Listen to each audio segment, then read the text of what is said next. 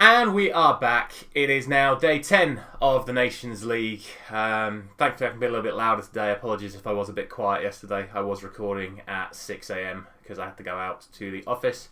So I can be back to my usual loud self today. After a night that was full of drama, I would say. There are definitely some upsets in the lower leagues. A much better performance from Switzerland against Spain, although not enough for them to get a win. For me personally, I watched the Portugal game, and to be honest, I don't really know what was wrong with Portugal in the game against Spain. I don't know if it was nerves or just, it was a game against Spain, so they played differently. But from what I've seen of Portugal the last two games, that's the side that I expected to see. Full of world-class talent throughout the entire squad, not just the starting 11.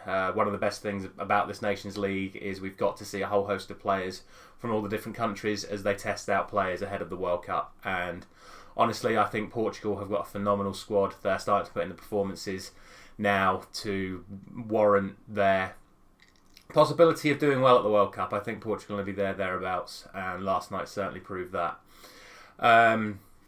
Not really much else to say, other than, as always, if you are enjoying this series, to drop a like. And let's get into the rest of Matchday 9's results. So, these were the games. A lot of games yesterday, as I said, and these were the results. And yet again, we start off with a correct prediction in League D, which is quite unbelievable, really. That's now 4 correct scores out of a possible 7 from the League D, which is quite bizarre because it is obviously the one that we know the least about, really. But not going to complain about that.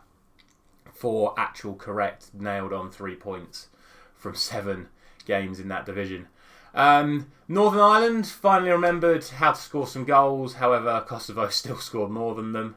Fantastic result for Gibraltar to get a draw against Bulgaria. Big upset, that one, in my opinion.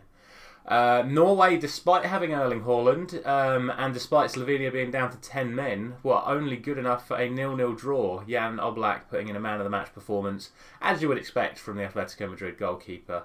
But, really, really good result for Slovenia to get a 0-0 away at Norway after the way Norway have been playing. And I also feel like I owe the Serbians an apology. I said in yesterday's video that when I looked at the teams on paper, Sweden were the better team, and that's absolute nonsense. When I saw the starting lineups last night, even like the benches, Serbia have a lot more quality than I gave them credit for, and in retrospect, I don't think I'd have ever gone for the Serbia win here, but I think if I'd have recognised how good their squad actually is, I probably would have gone for the draw. Still wouldn't have got me any points though. A good win for them away at Sweden. And obviously we've already spoken about League A from last night, with Portugal getting the comfortable win and Spain just about doing enough to see off Switzerland. All in all, that is a matchday score of 8, which brings our season total, or tournament total, up to 46, so nearly at 50 points for the first 9 days, which I'm not going to complain about. My target would have been 50 after 10 days. 5 points a day seems about fair.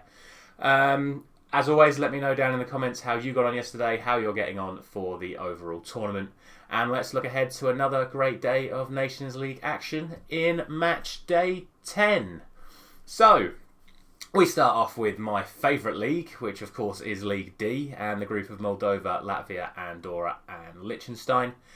And I think this is probably the toughest one to call. Logic would indicate that Latvia are a better team than Moldova, but the Moldova haven't done too bad so far in this Nations League. I am just going to give it as a draw. I was very, very tempted to go for Latvia, but I think the way Moldova have played, I mean, I've not seen them play, but the stats in their other 2 games would suggest that they are good enough to get a result against Latvia, considering Latvia only won 1-0 in their last outing. As for the other game in the group, we have Andorra up against Liechtenstein. Again, Liechtenstein are probably the weakest team in this group, and being away to Andorra, realistically, you can only really expect one outcome, so I am going to go for 2-0 to Andorra in that one. From there, we move up into League C and the group of Azerbaijan, Slovakia and Belarus. And I'm pretty sure Azerbaijan are yet to score in this tournament, so no real surprises to see me go for a Slovakia win. Obviously, Slovakia were defeated by Kazakhstan in their last game, which was a fantastic result for them. So I tried to be a little bit more lenient on this one because I've said enough times how Slovakia are probably too good for this group. And obviously that was arguably proven wrong by Kazakhstan's win. But like I said, Azerbaijan yet to score in this tournament and now coming up against what on paper is the toughest team in this group. I can't see really any other result than a Slovakia win 2-0 in 2-0 and 2-0 in that one. Other game in the group though I think is a tight one. Belarus and Kazakhstan. Like we said, Kazakhstan have just got a fantastic win away at Slovakia, and now they come up against the Belarus side that have struggled really in their opening 2 games. They've done okay, but not really amazing. I'm going to give this one as a 2-1 win for Kazakhstan though. I think I have to show them the respect that they deserve after that Slovakia win. Wouldn't surprise me to see Belarus get the win or this end of the draw, but I think right here, right now, on the morning of the game, I think Kazakhstan getting the win is just about the more favourable result. On to League B, and we have the group of Albania, Israel and Iceland.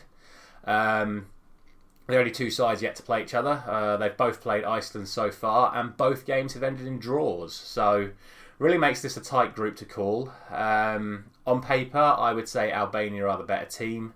I looked at the head-to-heads from these 2 sides over the last few years, and Albania have just about edged it in those as well.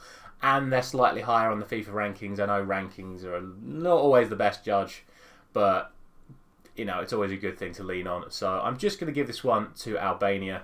But like I say, given the fact that so far this this group has merited 2 draws so far, it wouldn't surprise me to see another draw in this one. But I think Albania just come out slight favourites, so I am going for them.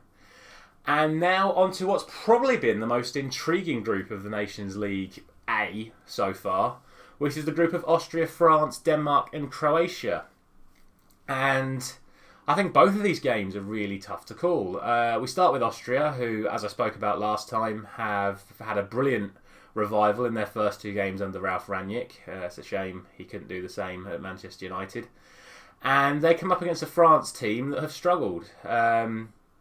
Austria on 3 points after their win over Croatia, and France only on the 1 after defeat to Denmark and a draw to Croatia.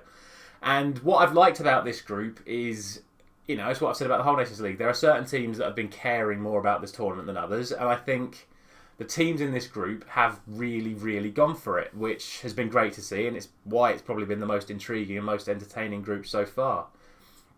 We don't really know what side France are going to put out. I imagine it's going to be similar to the team that they put out against Denmark, with Mbappe and Benzema coming back into it, although Mbappe didn't really have much of a good showing against Denmark. Benzema, of course, getting the goal.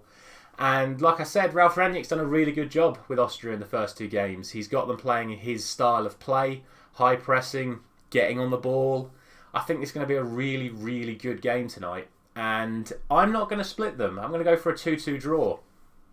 I think the French certainly have the quality in the attacking areas of the pitch to hurt Austria. But like I said, with the amount of effort that the Austrians will put in, and they have quality on the ball themselves, I think they can cause the French problems, especially if they can get at them early, if maybe catch the French sleeping. I can see Austria definitely getting a result here.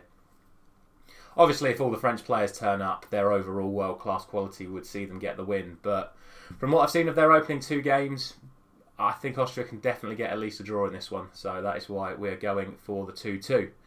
As for the other game, we have Denmark and Croatia. And like I said, after a poor performance from the Croats against Austria, they came back much stronger against France. They showed a lot more fight, a lot more spirit, and were well merited for their draw in the end. As for the Danes, they, in my opinion, haven't really played well. Maybe not well is right. They haven't really played like amazing in their first 2 games.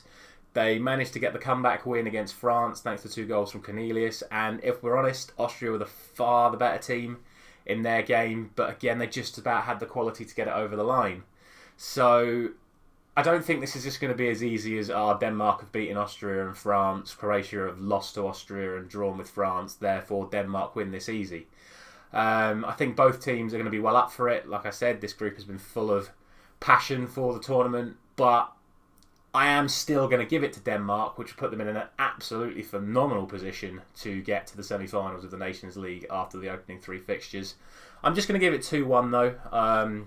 The third 2-1 in a row for Denmark if it does go that way. But if Croatia show the same sort of fight they showed against France, again, I think this will be a very, very good game to watch as two sides battle it out for their position in the group. And that will round off today's video. As always, I will put down in the description of this video all of the fixtures for today, allowing you to quickly copy and paste them down and let me know in the comments what you think is going to happen today. Please consider subscribing if you are new around here. As I keep saying, the channel has been growing day on day at the moment, which is fantastic to see. Share it with a friend if you want to try and get them involved as well. And don't forget to ring that bell to get your predictions in before anybody else. I will be back tomorrow morning where once again England will be on the agenda. And I will see you then. Thank you very much for watching.